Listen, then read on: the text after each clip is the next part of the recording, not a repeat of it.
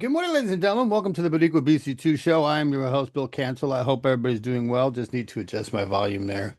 Happy Saturday. Happy weekend, everybody. We made it. Finally, it's here. It's a beautiful, cool, crisp morning here in Long Island, as you can see from the hoodie.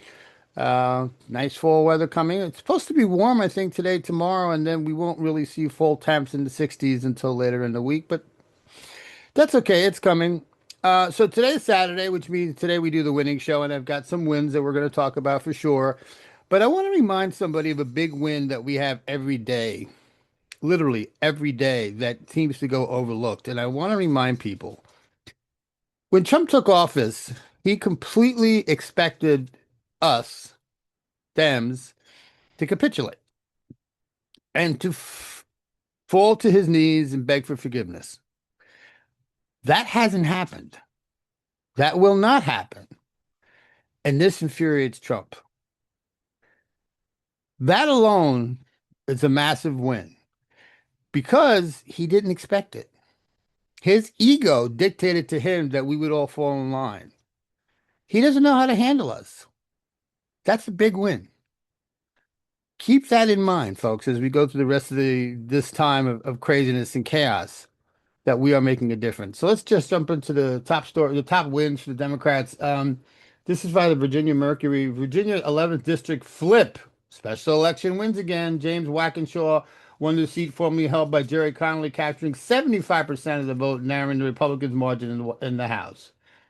More Americans, this is by ABC News, more Americans blame GOP Trump for shutdown. Polling shows a plurality or more of Americans are assigning greater blame to Republicans than the Trump for the government shutdown.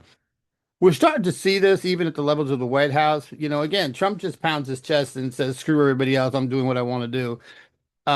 But he's got these group of advisors that somehow, in some way, shape, or form, seem to get his ear and say, hey, fat boy, this is bad.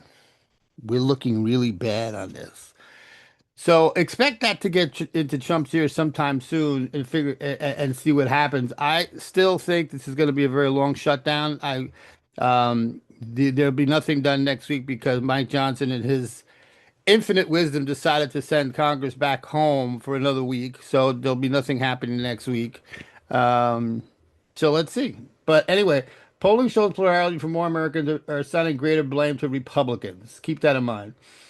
Next up is on AP News, strong public support for ACA subsidies health policy framing. A recent AFF poll found 78% support for extending the health insurance premium tax credits under the ACA. Democrats are able to frame themselves as defendants of healthcare in this budget clash. Also, many MAGA voters, Trump's base, now favor extending those subsidies. That's the messaging leverage for Democrats. So again, understand that because that's really critical. If MAGA is coming out to say, hey, wait, you can't take my ACA subsidy, even though it sucks and it's the worst thing in modern history because Biden did it, I need them. I need them, right? So Mr. Johnson and Mr. Trump are going to have a lot of explaining to do to MAGA when their premiums double.